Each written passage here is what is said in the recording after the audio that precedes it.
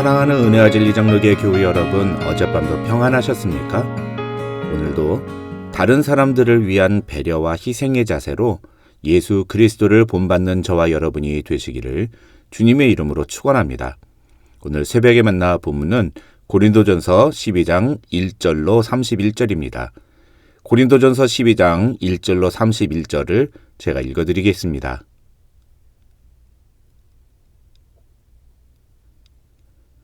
형제들아, 신령한 것에 대하여 나는 너희가 알지 못하기를 원하지 아니하노니 너희도 알거니와 너희가 이방인으로 있을 때에 말 못하는 우상에게로 끄는 그대로 끌려갔느니라. 그러므로 내가 너희에게 알리노니 하나님의 영으로 말하는 자는 누구든지 예수를 저주라 할 자라 하지 아니하고 또 성령으로 아니하고는 누구든지 예수를 주시라 할 수 없느니라. 은사는 여러 가지나 성령은 같고 직분은 여러 가지나 주는 같으며 또 사역은 여러 가지나 모든 것을 모든 사람 가운데서 이루시는 하나님은 같으니 각 사람에게 성령을 나타내심은 유익하게 하려 하심이라. 어떤 사람에게는 성령으로 말미암아 지혜의 말씀을, 어떤 사람에게는 같은 성령을 따라 지식의 말씀을, 다른 사람에게는 같은 성령으로 믿음을, 어떤 사람에게는 한 성령으로 병 고치는 은사를, 어떤 사람에게는 능력 행함을, 어떤 사람에게는 예언함을, 어떤 사람에게는 영들 분별함을, 다른 사람에게는 각종 방언 말함을, 어떤 사람에게는 방언들 통역함을 주시나니 이 모든 일은 같은 한 성령이 행하사 그의 뜻대로 각 사람에게 나누어 주시는 것이니라. 몸은 하나인데 많은 지체가 있고 몸의 지체가 많으나 한 몸임과 같이 그리스도도 그러하니라. 우리가 유대인이나 헬라인이나 종이나 자유인이나 다 한 성령으로 세례를 받아 한 몸이 되었고 또 다 한 성령을 마시게 하셨느니라. 몸은 한 지체뿐만 아니요 여럿이니 만일 발이 이르되 나는 손이 아니니 몸에 붙어있지 아니하였다 할지라도 이로써 몸에 붙지 아니한 것이 아니요 또 귀가 이르되 나는 눈이 아니니 몸에 붙지 아니하였다 할지라도 이로써 몸에 붙지 아니한 것이 아니니 만일 온 몸이 눈이면 듣는 곳은 어디며 온 몸이 듣는 곳이면 냄새 맡는 곳은 어디냐. 그러나 이제 하나님이 그 원하시는 대로 지체를 각각 몸에 두셨으니 만일 다 한 지체뿐이면 몸은 어디냐. 이제 지체는 많으나 몸은 하나라. 눈이 손더러 내가 너를 쓸데없다 하거나 또한 머리가 발더러 내가 너를 쓸데없다 하지 못하리라. 그뿐 아니라 더 약하게 보이는 몸의 지체가 도리어 요긴하고 우리가 몸에 덜 귀히 여기는 그것들을 더욱 귀한 것들로 입혀주며 우리의 아름답지 못한 지체는 더욱 아름다운 것을 얻느니라. 그런즉 우리의 아름다운 지체는 그럴 필요가 없느니라. 오직 하나님이 몸을 고르게 하여 부족한 지체에게 귀중함을 더하사 몸 가운데서 분쟁이 없고 오직 여러 지체가 같이 돌보게 하셨느니라. 만일 한 지체가 고통을 받으면 모든 지체가 함께 고통을 받고 한 지체가 영광을 얻으면 모든 지체가 함께 즐거워하느니라. 너희는 그리스도의 몸이요 지체의 각 부분이라. 하나님이 교회 중에 몇을 세우셨으니 첫째는 사도요, 둘째는 선지자요, 셋째는 교사요, 그 다음은 능력을 행하는 자요, 그 다음은 병 고치는 은사와 서로 돕는 것과 다스리는 것과 각종 방언을 말하는 것이라. 다 사도이겠느냐, 다 선지자이겠느냐, 다 교사이겠느냐, 다 능력을 행하는 자이겠느냐, 다 병 고치는 은사를 가진 자이겠느냐, 다 방언을 말하는 자이겠느냐, 다 통역하는 자이겠느냐. 너희는 더욱 큰 은사를 사모하라. 내가 또한 가장 좋은 길을 너희에게 보이리라.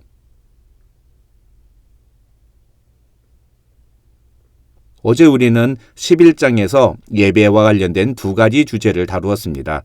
먼저 1절부터 16절에서는 공예배 때의 복장 문제를 통해서 교회 안에서 권위와 질서를 존중하는 것이 바른 성도의 모습이라는 것을 이야기했고, 그 다음 17절로 34절에 나오는 성만찬의 문제를 통해서 배려와 희생의 자세를 갖는 것이 성숙한 그리스도인의 모습임에 대해서 함께 나누었습니다. 이제 오늘은 예배와 관련된 세 번째 주제로 은사 문제를 다루겠습니다. 바울은 은사에 관한 이야기를 12, 13, 14장에 걸쳐 이야기합니다. 각 장의 주제를 먼저 말씀드리면 12장은 은사를 주신 목적과 이유, 그리고 13장은 은사의 기초에 대해서 이야기하고 있고 마지막으로 14장에서는 은사의 올바른 사용법을 이야기합니다. 오늘 우리가 다룰 12장은 사실 많은 사람들이 은사장이라고 표현할 정도로 다양한 은사에 대한 소개가 등장합니다. 특히 8절로 10절에는 하나님께서 성도들에게 주시는 구체적인 은사의 종류가 나옵니다. 그러나 12장 전체를 자세히 읽다 보면 바울이 진짜로 이야기하고 싶은 것은 은사 그 자체가 아니라는 것을 우리는 알 수 있습니다. 오히려 바울이 12장에서 진짜로 말하고 싶은 것은 은사가 아니라 하나님이 성도들에게 은사를 주신 목적과 이유가 무엇인지를 알려주는 것입니다. 그 목적과 이유를 이해하려면 우리는 세 가지를 주목해야 합니다. 가장 먼저 우리가 주목해야 하는 것은 은사를 주시는 분은 성령 하나님이라는 사실입니다. 오늘 본문 3절로 11절을 읽으면 우리는 바울이 은사라는 단어보다 성령이라는 단어를 더 많이 사용하고 있음을 알 수 있습니다. 학자들은 이것은 바울이 여러 가지 다양한 은사를 주시는 분은 성령 하나님이심을 강조하는 것이라고 설명합니다. 신앙생활을 하면서 많은 사람들이 복을 주시는 하나님보다 복 그 자체에 더 주목합니다. 그렇게 되면 그 사람은 결국 자신이 바라는 복을 위해서 신앙생활을 하게 됩니다. 은사 역시 마찬가지입니다. 우리가 은사보다 은사를 주시는 성령 하나님께 주목해야 하는 이유는 그 은사가 나의 것이 아니기 때문입니다. 보통 은사를 이야기할 때 사람들은 대부분 은사를 받았다고 표현합니다. 그런데 그렇게 받은 은사라고 말을 하면서 그 은사가 원래 내 것이 아니었다는 사실은 많은 사람들이 잊어버립니다. 우리가 은사를 받았다고 말한다면 그 은사는 원래 내 것이 아닌 하나님이 주신 것이라는 사실을 잊지 말아야 합니다. 그리고 그렇다면 우리는 그 은사가 나를 드러내는 도구가 아닌 내 안에 계신 성령님이 드러나는 도구로 쓰여져야 한다는 사실을 기억해야 합니다. 둘째로 그렇다면 성령께서는 왜 우리에게 그런 은사를 주시느냐? 여기서 바울은 아주 중요한 한 가지 사실을 이야기합니다. 그것은 성령께서 우리 각 사람에게 주시는 은사가 다 다르다는 것입니다. 심지어 교회 안에서는 은사와 직분과 사역이 사람마다 다릅니다. 그러나 4절로 6절에서 바울은 그 모든 것은 삼위일체 하나님으로부터 비롯되었다고 말합니다. 다시 말해서 은사나 직분이나 사역이나 모두 다 삼위일체 하나님께서 주시는 것이라는 겁니다. 그런데 그 말을 하면서 바울은 7절에서 각 사람에게 성령을 나타내심은 유익하게 하려 하심이라는 말을 합니다. 학자들은 이 7절을 이해하려면 유익하게 하려 하심이라는 말 앞에 교회라는 단어를 집어넣으면 좋다고 설명합니다. 왜냐하면 8절부터 바울이 이야기하는 내용이 바로 그것이기 때문입니다. 8절로 12절에서 바울이 이야기하는 내용은 우리가 서로 다른 은사를 받은 것은 한 몸 된 교회, 즉 그리스도를 위한 것이라는 겁니다. 다시 말해서 성령께서는 교회를 위해서 우리에게 은사를 주신다는 겁니다. 그렇다면 우리는 받은 은사를 가지고 교회를 위해서 사용해야 한다는 사실을 기억해야만 합니다. 이것은 신앙생활을 하면서 교회에서 봉사를 하는 것이 왜 중요한가를 우리에게 이야기합니다.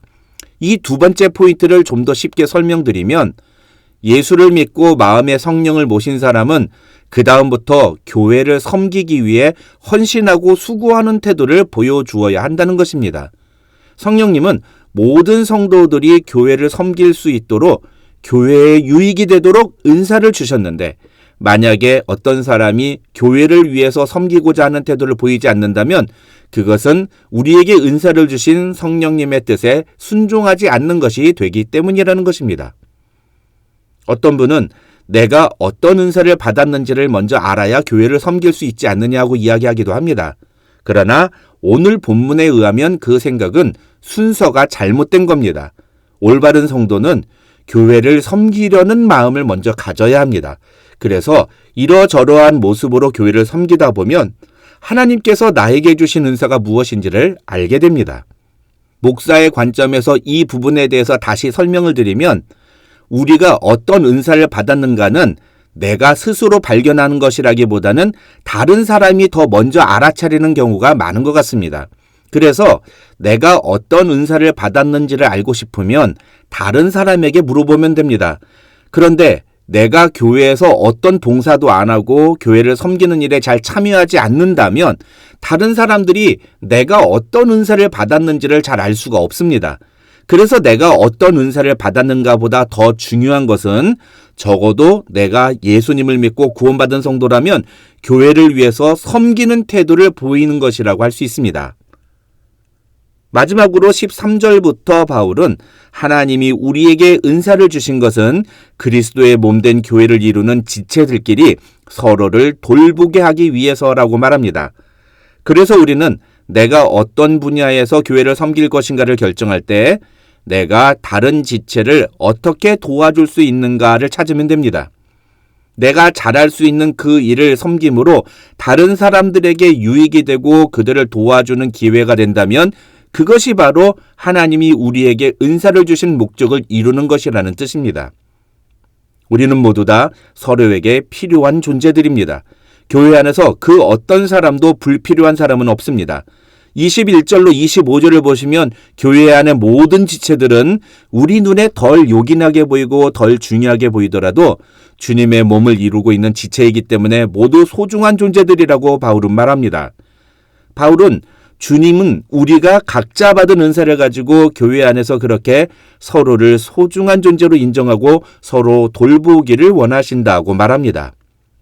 어느 한쪽만 일방적으로 도움을 주거나 도움을 받는 관계는 결코 올바른 관계가 아닙니다. 성도들은 서로가 서로를 도와주는 관계이어야 합니다. 그것이 교회입니다. 그때에 26절에서 바울이 이야기하는 것처럼 한 지체가 고통을 받으면 모든 지체가 함께 고통을 받고 한 지체가 영광을 얻으면 모든 지체가 함께 즐거워하는 한 몸 된 공동체가 되는 것입니다. 결론적으로 은사는 나 자신의 유익을 위해 주신 것이 아닌 교회 공동체를 위하여 그리고 다른 지체를 위하여 주신 것임을 우리는 잊지 말아야 합니다. 그것이 우리에게 은사를 주신 성령 하나님의 뜻에 순종하는 성도의 바른 자세입니다. 우리 은혜와 진리 장로교회에 속한 모든 교우들은 이 은사의 원리를 바로 깨닫고 주님의 몸된 교회를 건강하게 세우는 일에 쓰임받는 귀한 성도들이 되시기를 주님의 이름으로 축원합니다.